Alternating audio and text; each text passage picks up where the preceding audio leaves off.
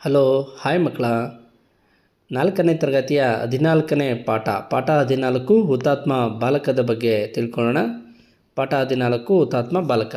ನಾನು ಸ್ಪಷ್ಟವಾಗಿ ಓದುವಂಥ ಸಂದರ್ಭದಲ್ಲಿ ನೀವು ಆ ಉಚ್ಚಾರಣೆಯನ್ನು ಗಮನಿಸ್ತಾ ನಿಮ್ಮ ಪದಗಳ ಪರಿಚಯ, ಅಕ್ಷರಗಳ ಪರಿಚಯ, ಕಾಗುಣಿತದ ಪರಿಚಯ, ಒತ್ತಕ್ಷರದ ಪರಿಚಯ ಮಾಡ್ಕೊಳ್ಳಿ ಮಕ್ಕಳೇ. ನಾನಿವತ್ತು ಪಾಠದ ವಿಷಯಕ್ಕೆ ನೇರವಾಗಿ ಹೋಗ್ತಾ ಇದ್ದೀನಿ. ನೋಡಿ, ಇಲ್ಲಿ ಕಲಿಕೆಗೆ ದಾರಿ ನಮ್ಮ ನಾಡಿನ ಸ್ವಾತಂತ್ರ್ಯ ಹೋರಾಟಗಾರರ ಭಾವಚಿತ್ರಗಳನ್ನು ಸಂಗ್ರಹಿಸಿ ಶಾಲಾ ಫಲಕದಲ್ಲಿ ಸ್ನೇಹಿತರ ಜೊತೆ ಸೇರಿ ಪ್ರದರ್ಶಿಸಿ ಅಂತ ಇದೆ. ಅಂದರೆ ನಮ್ಮ ಕರ್ನಾಟಕ ನಾಡಿನ ಒಂದು ಸ್ವಾತಂತ್ರ್ಯ ಹೋರಾಟಗಾರರ ಕೆಲವೊಂದು ಚಿತ್ರಗಳನ್ನು ಸಂಗ್ರಹಿಸಿ ಅವರ ಬಗ್ಗೆ ನಿಮ್ಮ ಸ್ಕೂಲಿನ ನೋಟಿಸ್ ಬೋರ್ಡ್ನಲ್ಲಿ ಹಾಕಿ ನಿಮ್ಮ ಸ್ನೇಹಿತರ ಜೊತೆ ಪ್ರದರ್ಶನ ಮಾಡಿ. ಸರಿನಾ? ಓಕೆ, ಈಗ ಪಾಠದ ವಿಷಯಕ್ಕೆ ಹೋಗ್ಬಿಡೋಣ. ನೀವು ಪುಸ್ತಕ ತೆರೆದಿದ್ದೀರಲ್ವ? ಪುಸ್ತಕದಲ್ಲಿ ಆ ಪದಗಳನ್ನು ಉಚ್ಚಾರಣೆಯನ್ನು ಗಮನಿಸ್ತಾ ಆ ಪದಗಳನ್ನು ಓದುವಂಥ ಅಭ್ಯಾಸಗಳನ್ನು, ವಾಕ್ಯಗಳನ್ನು ಓದುವಂಥ ಅಭ್ಯಾಸ ಮಾಡ್ಕೊಳ್ಳಿ. ನಾನು ನೇರವಾಗಿ ಓದೋದಕ್ಕೆ ಶುರು ಮಾಡ್ತೀನಿ. ಎಲ್ಲಿ ಅವಶ್ಯಕತೆ ಇದೆ ಅಲ್ಲಿ ಮಾತ್ರ ವಿವರಣೆ ಕೊಡ್ತೀನಿ. ಇಲ್ಲ ಅಂತಂದರೆ ಸ್ಪಷ್ಟವಾಗಿ ಓದುವಾಗಲೇ ನಿಮ್ಗೆ ಅರ್ಥ ಆಗ್ಬಿಡುತ್ತೆ ಮಕ್ಕಳೇ. ಓಕೆನಾ? ಓಕೆ, ಫಾಲೋ ಮಾಡಿ. ಪುಸ್ತಕದಲ್ಲಿ ನೋಡ್ಕೊಳ್ಳಿ. ಭಾರತ ಮಾತೆಯ ಬಿಡುಗಡೆಗಾಗಿ ಬ್ರಿಟಿಷರ ವಿರುದ್ಧ ಹೋರಾಟ ಮಾಡಿ ಅನೇಕ ಜನ ಪ್ರಾಣಾರ್ಪಣೆ ಮಾಡಿದ್ದಾರೆ. ಅಂತಹ ಮಹಾನ್ ತ್ಯಾಗ ಮಾಡಿದವರಲ್ಲಿ ಹುಬ್ಬಳ್ಳಿಯ ಲ್ಯಾಮಿಂಗ್ಟನ್ ಪ್ರೌಢಶಾಲೆಯ 13 ವರ್ಷದ ವಿದ್ಯಾರ್ಥಿ ನಾರಾಯಣ ಮಹಾದೇವ ಧೋನಿಯು ಒಬ್ಬ. ನೋಡಿ, ಇಲ್ಲಿ ಪ್ರಾಣಾರ್ಪಣೆ ಅನ್ನುವಂಥದ್ದು ದೇಶಕ್ಕಾಗಿ ಪ್ರಾಣವನ್ನು ತ್ಯಾಗ ಮಾಡುವಂಥದ್ದು, ಜೀವವನ್ನು ನೀಡುವಂಥದ್ದು ಅನ್ನುವಂಥದ್ದು. ಆ ನಿಟ್ಟಿನಲ್ಲಿ ಲ್ಯಾಮಿಂಗ್ಟನ್ ಪ್ರೌಢಶಾಲೆ, ಹುಬ್ಬಳ್ಳಿಯ ಲ್ಯಾಮಿಂಗ್ಟನ್ ಪ್ರೌಢಶಾಲೆಯ 13 ವರ್ಷದ ನಾರಾಯಣ ಮಹಾದೇವ ಧೋನಿ ಅನ್ನುವಂಥವನು ಸಹ ಆತನು ತನ್ನ ದೇಶಕ್ಕಾಗಿ ಪ್ರಾಣಾರ್ಪಣೆಯನ್ನು ಮಾಡಿರುವಂಥದ್ದು ಒಂದು ಕಥೆಯನ್ನು ನಾವು ಇವತ್ತು ಓದಲಿದ್ದೀವಿ ಮಕ್ಕಳೇ. ದೇಶಭಕ್ತನ ಒಬ್ಬ ಕಥೆಯನ್ನು ನಾವು ಕೇಳಲಿದ್ದೀವಿ. ಗಮನ ಇಟ್ಟು ಕೇಳಿ. ಓಕೆ, ಈಗ ಓದೋದಕ್ಕೆ ಶುರು ಮಾಡ್ತೀನಿ. ಮತ್ತೆ ಪುಸ್ತಕದಲ್ಲಿ ನೋಡ್ಕೊಳ್ಳಿ. 1942 ಆಗಸ್ಟ್ 9 ಗಾಂಧೀಜಿಯವರು ಬ್ರಿಟಿಷರಿಗೆ ಭಾರತವನ್ನು ಬಿಟ್ಟು ತೊಲಗುವಂತೆ ಅಂತಿಮ ಎಚ್ಚರಿಕೆಯನ್ನು ಕೊಟ್ಟಿದ್ದರು. ಇಡೀ ದೇಶವು ಬ್ರಿಟಿಷರ ನಿರಂಕುಶ ಆಡಳಿತದ ವಿರುದ್ಧ ಕುದಿಯುವ ಜ್ವಾಲಾಮುಖಿಯಂತೆ ಸಿಡಿದೆದ್ದಿತು. ಬ್ರಿಟಿಷರು ಗಾಂಧೀಜಿಯವರ ಅಹಿಂಸೆಯ ತತ್ವವನ್ನು ಹೇಡಿತನವೆಂದು ತಪ್ಪಾಗಿ ತಿಳಿದಿದ್ದರು. ಅಂದರೆ 1942 ಆಗಸ್ಟ್ 9 ಗಾಂಧೀಜಿಯವರು ಬ್ರಿಟಿಷರಿಗೆ ಭಾರತವನ್ನು ಬಿಟ್ಟು ತೊಲಗುವಂತೆ ಎಚ್ಚರಿಕೆ ನೀಡಿರ್ತಾರೆ. ಇದು ಇಡೀ ನಾಡಿನಾದ್ಯಂತ ಹಬ್ಬಿರುತ್ತೆ. ಇದು ಬ್ರಿಟಿಷರ ನಿರಂಕುಶ ಆಡಳಿತದ ಬಗ್ಗೆ ಅದರ ವಿರುದ್ಧವಾಗಿ ಜನ ಎಲ್ಲ ಸಿಡಿದೆದ್ದಿರ್ತಾರೆ. ಆದರೆ ಇವರು ಗಾಂಧೀಜಿಯವರು ಅಹಿಂಸೆಯ ಮೂಲಕ ನಾವು ಸ್ವತಂತ್ರ ಪಡಿಬೇಕು ಅನ್ನುವಂಥದ್ದನ್ನು ಬ್ರಿಟಿಷರು ಇದನ್ನು ತಪ್ಪಾಗಿ ಅರ್ಥ ಮಾಡ್ಕೊಂಡಿರ್ತಾರೆ ಮಕ್ಕಳೇ. ಮುಂದೆ ಏನಾಗುತ್ತೆ ಅಂತ ನೋಡೋಣ. 1942 ಆಗಸ್ಟ್ 15 ಹುಬ್ಬಳ್ಳಿಯ ಜನತೆಗೆ ಒಂದು ಅತ್ಯಂತ ಪ್ರಮುಖ ದಿನವಾಗಿತ್ತು. ನಗರದ ಉದ್ದಗಲಕ್ಕೂ ಸ್ವಾತಂತ್ರ್ಯ ಹೋರಾಟಗಾರರ ಮೆರವಣಿಗೆ ಸಿದ್ಧತೆ ನಡೆದಿತ್ತು. ಭಾರತವನ್ನು ಬಿಟ್ಟು ತೊಲಗಿ ಎಂಬ ಘೋಷಣೆಗಳ ಫಲಕಗಳು ಎಲ್ಲರ ಕೈಲಿದ್ದವು. ಸಾಮರಸ್ಯದ ಮಂತ್ರ ಒಂದೇ ಮಾತರಂ ಎಲ್ಲರ ಬಾಯಲ್ಲೂ ಹರಿದಾಡುತ್ತಿತ್ತು.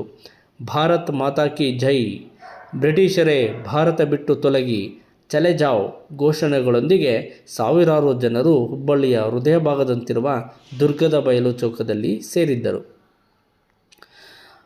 ಹುಬ್ಬಳ್ಳಿಯಲ್ಲೂ ಸಹ ಈ ಸ್ವಾತಂತ್ರ್ಯ ಹೋರಾಟಕ್ಕೆ ಸಂಬಂಧಪಟ್ಟಂತೆ ಒಂದು ಹೋರಾಟದ ಒಂದು ಮೆರವಣಿಗೆನೇ ಜರುಗುತ್ತೆ. ಹಲವಾರು ಜನ ಹಲವಾರು ಘೋಷಣೆಗಳನ್ನು ಕೂಗ್ತಾಯಿದ್ರು. ಒಂದೇ ಮಾತರಂ, ಬ್ರಿಟಿಷರೇ ಭಾರತ ಬಿಟ್ಟು ತೊಲಗಿ, ಚಲೆ ಜಾವ್ ರೀತಿಯ ಒಂದು ಘೋಷಣೆಗಳ ಜೊತೆಗೆ ಜನ ಅಲ್ಲಿ ಹೋರಾಟ ಮಾಡ್ತಾಯಿದ್ರು ಮಕ್ಕಳೇ. ಬಾಲಕ ನಾರಾಯಣ ಅಂದು ಮುಂಜಾನೆ ಬೇಗನೆ ಎದ್ದು ಸ್ನಾನ ಮಾಡಿ ಕೈಯಲ್ಲಿ ನೇಯ್ದ ಖಾದಿ ಚಡ್ಡಿ, ಅಂಗಿ ಮತ್ತು ಗಾಂಧಿ ಟೋಪಿಯನ್ನು ಧರಿಸಿದ. ಮನೆಯ ಬೀರುವಿನಲ್ಲಿದ್ದ ತ್ರಿವರ್ಣ ಧ್ವಜವನ್ನು ಹೊರತೆಗೆದ. ಬೊಂಬಿಗೆ ಧ್ವಜವನ್ನು ಕಟ್ಟಿ ಅಮ್ಮ ಎಂದು ಜೋರಾಗಿ ಕೂಗಿದ. ನಿದ್ರೆಯಿಂದ ಎದ್ದ ತಾಯಿ ಮಗನನ್ನು ನೋಡಿ ಆಶ್ಚರ್ಯದಿಂದ ಎಲ್ಲಿಗೆ ಹೋಗುತ್ತಿರುವೆ ಮಗು ಎಂದು ಕೇಳಿದಳು. ನೋಡಿ, ಅಂದರೆ ಇಲ್ಲಿ ಬಾಲಕ ನಾರಾಯಣ ಅವತ್ತು ಮುಂಜಾನೆ ಬೆಳಗ್ಗೆ ಎದ್ದು ಸ್ನಾನ ಮಾಡಿ ಕೈಯಲ್ಲಿ ನೇಯ್ದಿರುವಂಥ ಖಾದಿ ಚಡ್ಡಿ, ಅಂಗಿ, ಗಾಂಧಿ ಟೋಪಿಯನ್ನು ಹಾಕ್ಕೊಂಡು ಮನೇಲಿದ್ದ ತ್ರಿವರ್ಣ ಧ್ವಜವನ್ನು ಸಹ ತೆಗೆದುಬಿಟ್ಟು ಅಮ್ಮನಿಗೆ ಹೇಳ್ತಾನೆ, ನಾನು ಹೊರಟೆ ಅನ್ನೋವಂಥ ಒಂದು ಸಂದೇಶ ಕೊಡ್ತಾನೆ. ಆವಾಗ ತಾಯಿ ಆಶ್ಚರ್ಯದಿಂದ ಇಲ್ಲಿ ಇಷ್ಟೊತ್ತಿಗೆ ಹೋಗ್ತಾ ಇದ್ದಾನಲ್ಲ ಮಗು ಅಂತ ಹೇಳ್ಬಿಟ್ಟು ಎಲ್ಲಿಗೆ ಹೋಗುತ್ತಿರುವೆ ಮಗು ಎಂದು ಕೇಳ್ತಾರೆ. ಆಗ ಏನು ಹೇಳ್ತಾರೆ ನೋಡೋಣ. ಓದ್ಕೊಳ್ಳಿ, ಪುಸ್ತಕ ನೋಡಿ. ಅಮ್ಮ, ಬ್ರಿಟಿಷರ ವಿರುದ್ಧ ಪ್ರತಿಭಟನಾ ಮೆರವಣಿಗೆ ನಡೆಯುತ್ತಿದೆ, ಅದನ್ನು ಕೂಡಿಕೊಳ್ಳಲು ನಾನು ಹೋಗುತ್ತಿದ್ದೇನೆ ಎಂದ ನಾರಾಯಣ. ಬಾಲಕ ನಾರಾಯಣನ ಕಣ್ಣಿನಲ್ಲಿ ಅಪೂರ್ವ ಕಾಂತಿ ಇತ್ತು. ಮಗು, ನೀನಿನ್ನೂ ಕಿರಿಯವ, ದೊಡ್ಡವರ ಮೆರವಣಿಗೆಯಲ್ಲಿ ನೀನು ಹೇಗೆ ಸೇರಲು ಸಾಧ್ಯ ಎಂದು ದುಗುಡದಿಂದ ತಾಯಿ ಕೇಳಿದಳು. ಅದಕ್ಕೆ ಅವನು, ಅಮ್ಮ, ಹಿರಿಯರು ಮತ್ತು ಕಿರಿಯರು ಎನ್ನುವುದು ಮುಖ್ಯವಲ್ಲ, ಭಾರತ ಮಾತೆಯ ಸೇವೆಯನ್ನು ಹೇಗೆ ಮಾಡುತ್ತೇವೆ ಎನ್ನುವುದೇ ಮುಖ್ಯ ಎಂದನು. ಮಗನ ಈ ರೀತಿಯ ಮಾತುಗಳನ್ನು ಕೇಳಿ ತಾಯಿ ಅಚ್ಚರಿಗೊಂಡಳು. ಅವನ ಹಣೆಗೆ ಪ್ರೀತಿಯಿಂದ ಮುತ್ತಿಟ್ಟು, ದೇವರು ನಿನಗೆ ಒಳ್ಳೆಯದನ್ನು ಮಾಡಲಿ ಎಂದು ಹರಸಿ ಕಳುಹಿಸಿಕೊಟ್ಟಳು. ಅಂದರೆ ಇಲ್ಲಿ ಬಾಲಕ ನಾರಾಯಣನ ಒಂದು ಕಾನ್ಫಿಡೆನ್ಸ್ನ ನೋಡಿ ಅವ್ರ ತಾಯಿ ಸಹ ಆಶೀರ್ವಾದ ಮಾಡಿ ಕಳಿಸ್ಕೊಡ್ತಾಳೆ. ದೇಶದ ಸೇವೆಗಾಗಿ ಹೋಗ್ಬಾ ಅನ್ನೋ ರೀತಿಯಲ್ಲಿ ಕಳಿಸ್ಕೊಡ್ತಾಳೆ. ದೇವರು ನಿನಗೆ ಒಳ್ಳೆಯದನ್ನು ಮಾಡಲಿ ಮಗು ಎಂದು ಹರಸಿ ಕಳಿಸ್ಕೊಡ್ತಾಳೆ. ನೋಡಿ ಪುಸ್ತಕವನ್ನು ಗಮನಿಸಿ. ದುರ್ಗದ ಬಯಲಿನಲ್ಲಿ ಸೇರಿದ್ದ ಜನರನ್ನು ನಾರಾಯಣ ಸೇರಿಕೊಂಡನು. ಮಿಂಚಿನ ಕಣ್ಣಿನ ಚತುರ ಹುಡುಗನ ಆಗಮನ ಎಲ್ಲರನ್ನೂ ಆಕರ್ಷಿಸಿತು. ಮೆರವಣಿಗೆ ಆರಂಭವಾಯಿತು. ನಾರಾಯಣ ತಾರಕಾಸುರದಲ್ಲಿ ಬ್ರಿಟಿಷರೇ ಭಾರತ ಬಿಟ್ಟು ತೊಲಗಿ ಘೋಷಣೆ ಕೂಗುತ್ತಿದ್ದನು. ಇತರರು ಅವನ ಕೂಗನ್ನು ಪ್ರತಿಧ್ವನಿಸುತ್ತಿದ್ದರು. ಇದನ್ನು ಕಂಡ ಪೊಲೀಸರು ಸಿಟ್ಟಿನಿಂದ ಕುದಿಯುತ್ತಿದ್ದರು. ಹೋರಾಟಕ್ಕೆ ಪ್ರತಿಯಾಗಿ ಸಿಕ್ಕವರನ್ನು ತದುಕುತ್ತಿದ್ದರು. ಅಂದರೆ ದುರ್ಗದ ಬಯಲಿನಲ್ಲಿ ಅವತ್ತು ಸೇರಿಕೊಂಡಿದ್ದಂಥ ಜನ ಅವ್ರನ್ನ ಹೋಗಿ ನಾರಾಯಣ ಸೇರಿಕೊಳ್ತಾನೆ. ನಾರಾಯಣ ಸೇರಿಕೊಂಡು ಬ್ರಿಟಿಷರೇ ಭಾರತ ಬಿಟ್ಟು ತೊಲಗಿ ಅಂತ ಘೋಷಣೆ ಕೂಗ್ತಾನೆ. ಮೊದಲೇ ಸಿಟ್ಟಾಗಿದ್ದಂಥ ಪೊಲೀಸರಿಗೆ ಇದು ಇನ್ನೂ ಕುದಿಯೋ ರೀತಿಯಲ್ಲಿ ಮಾಡಿಬಿಡುತ್ತೆ. ಆಮೇಲೆ ಅವರು ಸಿಕ್ಕವ್ರನ್ನ ಹೊಡಿತಾ ಇದ್ದರು. ಅಲ್ಲಿ ಇದ್ದಕ್ಕಿದ್ದಂತೆ ಗಾಳಿಯಲ್ಲಿ ಗುಂಡು ಹಾರಿಸತೊಡಗಿದರು. ಅಪಾಯದ ಸುಳಿವನ್ನು ಕಂಡ ಕೆಲವರು ಜೀವ ಉಳಿಸಿಕೊಳ್ಳಲು ಓಡತೊಡಗಿದರು. ಎಳೆಯ ಬಾಲಕ ನಾರಾಯಣ ಘೋಷಣೆ ಕೂಗುತ್ತಲೇ ಇದ್ದ. ಅವನ ಘೋಷಣೆಯನ್ನು ಪೂರ್ಣಗೊಳಿಸುವ ಮೊದಲೇ ಪೊಲೀಸರ ಒಂದು ಗುಂಡು ಅವನ ಎದೆಯನ್ನು ಭೇದಿಸಿತ್ತು. ಗಾಯಗೊಂಡು ರಕ್ತದಲ್ಲಿ ತೋಯ್ದ ನಾರಾಯಣ ನೆಲಕ್ಕುರುಳಿದನು.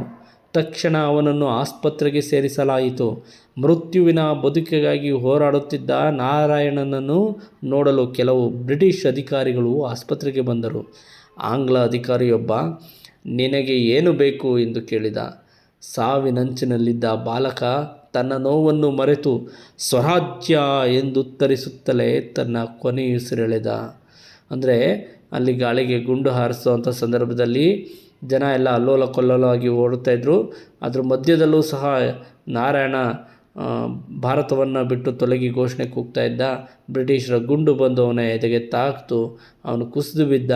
ರಕ್ತದ ಓಕಳಿಯಲ್ಲಿ ಅವನು ನೆಂದೋದ. ತಕ್ಷಣ ಅವನನ್ನು ಆಸ್ಪತ್ರೆಗೆ ಸೇರಿಸಲಾಯಿತು. ಆಸ್ಪತ್ರೆಯಲ್ಲಿದ್ದಂಥ ಬಾಲಕ ನಾರಾಯಣನನ್ನು ನೋಡಲು ಪೊಲೀಸ್ ಅಧಿಕಾರಿಗಳು ಬರ್ತಾರೆ. ಬಂದು ಅವನಿಗೆ ನಿನಗೇನು ಬೇಕು ಅಂತ ಹೇಳ್ಬಿಟ್ಟು ಕೇಳಿದಾಗ ಬಾಲಕ ಸಾವಿನಂಚಿನಲ್ಲಿರ್ತಾನೆ. ಇನ್ನೇನು ಸಾಯ್ತಾ ಇರೋವಂಥ ಸಂದರ್ಭದಲ್ಲೂ ನನಗೆ ಸ್ವರಾಜ್ಯ ಬೇಕು ಅಂತ ಹೇಳಿ ಅವನು ಕೊನೆ ಹೆಸರು ಎಳಿತಾನೆ. ಮಕ್ಕಳೇ, ಸಾವಿನ ಸಮ್ಮುಖದಲ್ಲಿ ಎಂಥ ಅಪ್ರತಿಮ ಧೈರ್ಯ!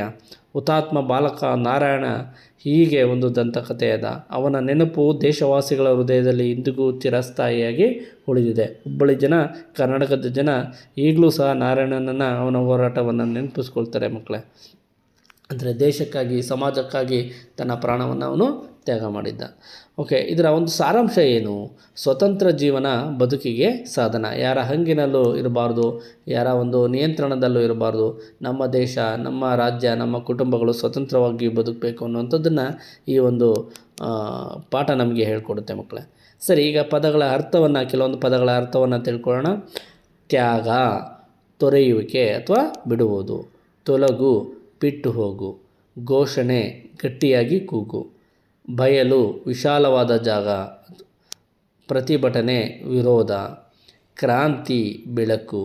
ಹರಸು, ಆಶೀರ್ವದಿಸು, ಬರುವುದು. ಸುಳಿವು, ಕುರುಹು. ಗುರುತು, ತೋಯ್ದ, ಒದ್ದೆಯಾದ. ಚತುರ, ಜಾಣ. ಆಗಮನ, ಬರುವುದು. ಹೇಡಿ, ಅಂಜುಬುರುಕ, ಕೈಲಾಗದವ. ನಿರಂಕುಶ, ಯಾರ ಅಂಕೆಗೂ ಒಳಪಡದ. ತಾರಕಸ್ವರ, ವಿರುದ್ಧ ಧ್ವನಿ. ಗಟ್ಟಿಯಾಗಿ, ಜೋರಾಗಿ.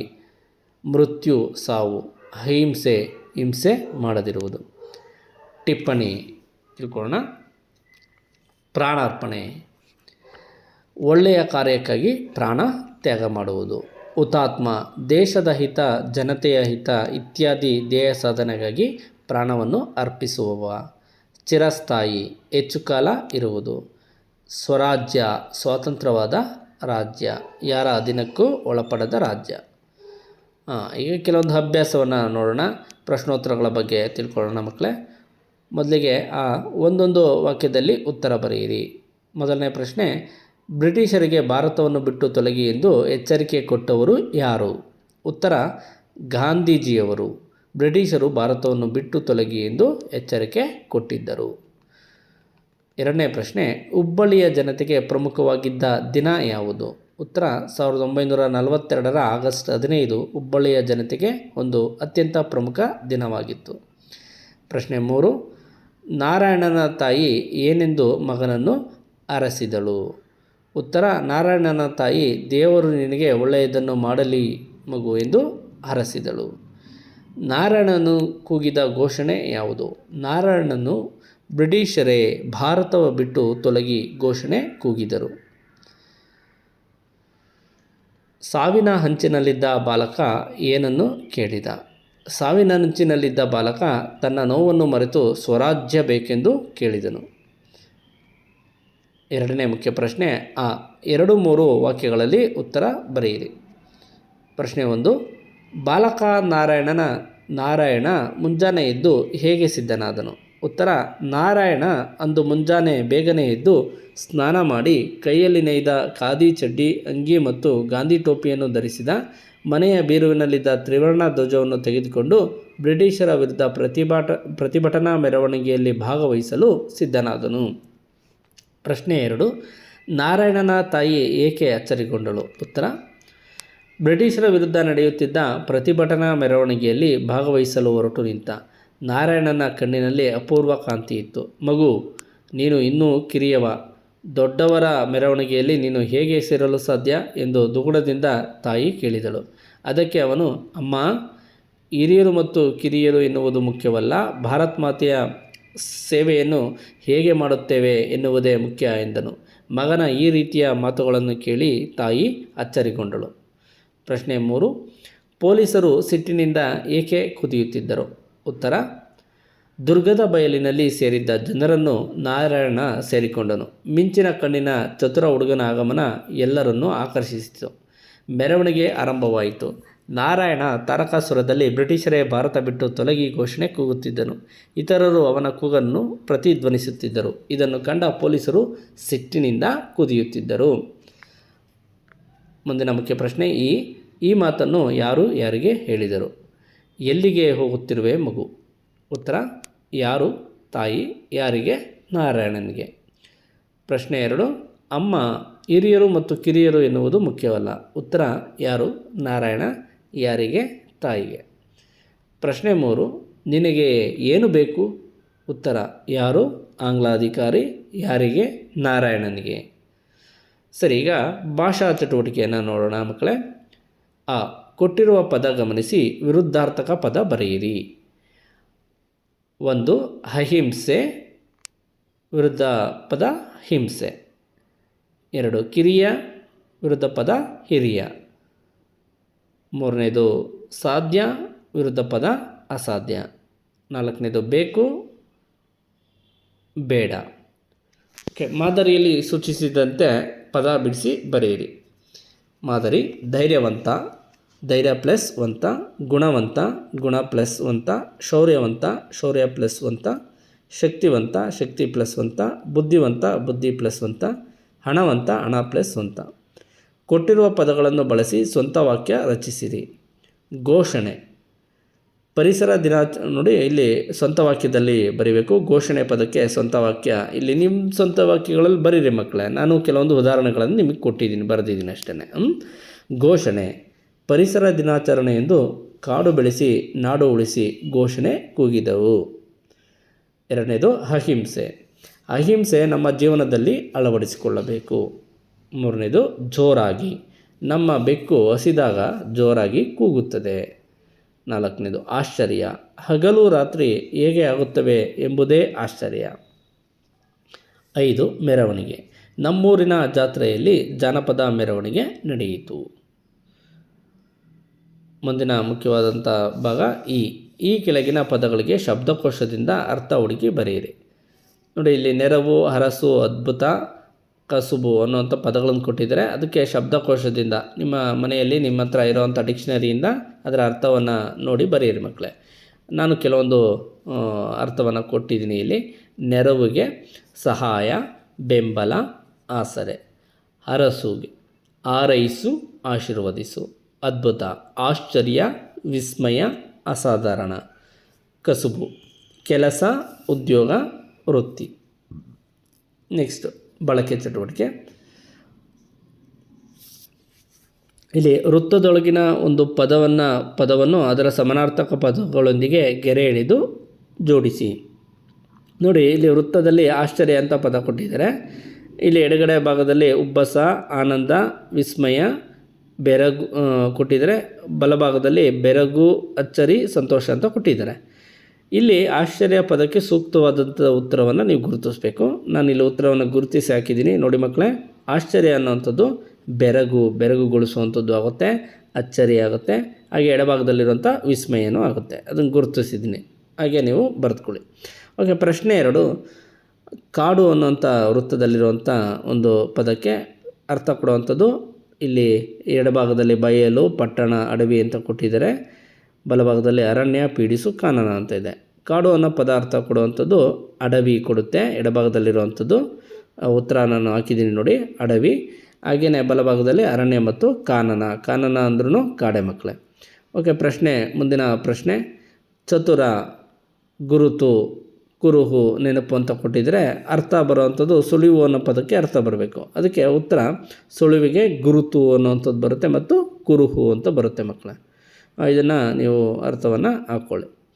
ಹಾಗೆ ನೆಕ್ಸ್ಟು ಇಲ್ಲಿ ಒಂದು ರೀತಿ ಪದಬಂಧದ ಮಾದರಿಯಲ್ಲಿ ಇರುವಂಥ ಪ್ರಶ್ನೆ.